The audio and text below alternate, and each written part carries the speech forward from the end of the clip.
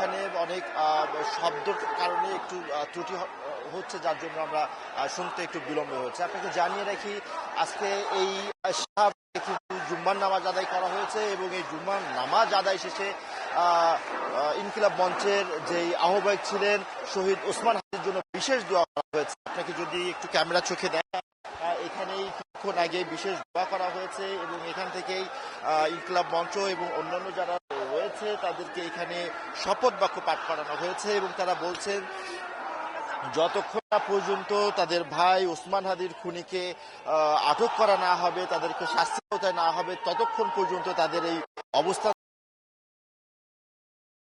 এবং তারা আমাদেরকে নিয়েছে। আপনাকে জানিয়ে যেখানে অবস্থান করছি, এই শাহবাগ চত্বরকে আজকে থেকে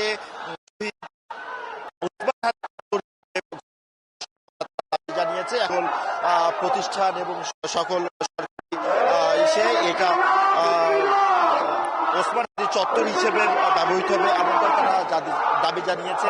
আপনাকে জানিয়ে রাখি, গতকাল সিঙ্গাপুরে চিকিৎসাধীন অবস্থায় ইনকিলাব মঞ্চের আহ্বায়ক ওসমান হাদি মারা যান। তারপর থেকে দেশ জুড়ে তাদের যারা নেতা সমর্থক করেছেন, এনসিপি যারা কর্মী রয়েছেন, তারা অবস্থান বর্ণনা করছেন, বিক্ষোভ করছেন।